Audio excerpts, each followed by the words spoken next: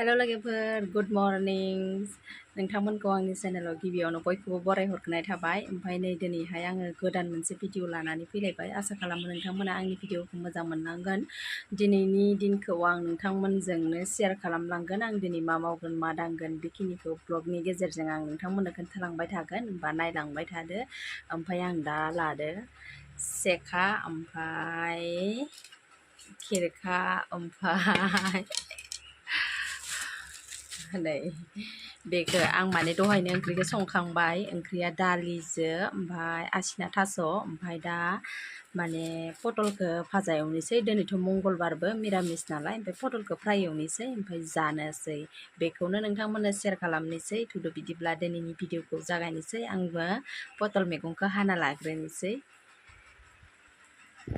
Video हमना होग्रा गैया दे नै बिदिसो।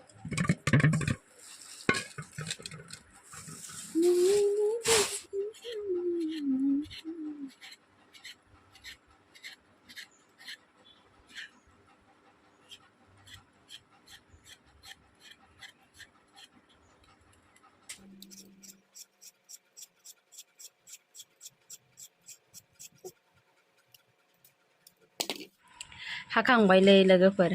आं माने बिदि खावसे खावसे खालामनानै एवनाया बिदिखौ बारा मोजां मोना। ओमफ्राय बिदि गुन्दै गुन्दै माने एसे फिसा फिसा फिसा फिसा हानानै एवनायखौसो मोजां मोनो। बिदियावसो संख्रि हाबो। ओमफ्राय लोगोफोर आंखौ नोंथांमोना साननो हागौ न' सिङाव बे थानाय जायगायाव मानो भिडिअ बानायबाय थायो होननानै। ओमफ्राय मैगंखौबो मानो बेयाव हाहैदो होननानै। ओमफ्राय नै बेखैजा फिसाजो उन्दुना दं। ओइ नै बेखौ नेनाय फाजिनो आं मैगंखौ बेयाव हाफैबाय आरो मानो होनबाथाय बैयाव हाबाथाय आङो मोननैसो हालाय ओमफ्राय आरो खारबोना नायफैलाय बेबायदि नायबाय थानांगौ।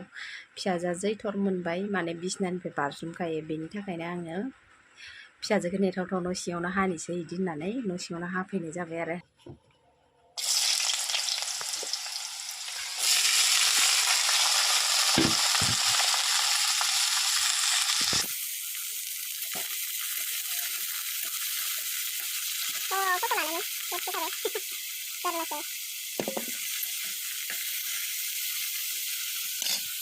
मोनबाय नै आंना पटल भाजाया।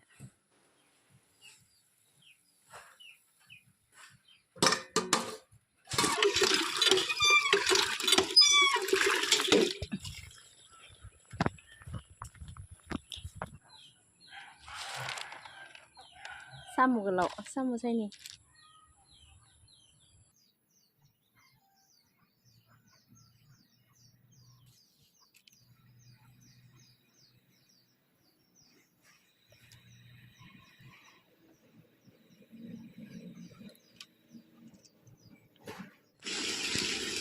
लोगोफोर नै जोंहा दाउ गन्द्रानि थाखाय मा मावगासिनो माने गाहायाव मुस्रि होदोंमोन सिगाङो। ओमफ्राय बे गाहायद्राय जादों दैख्लायबाय थायो आरो। ओमफ्राय बिनि थाखायनो माने गोजौआवबो नेट लानानै फैबाय। बेखौनो जोंहा हासबेन्डआ खागासिनो नायदो।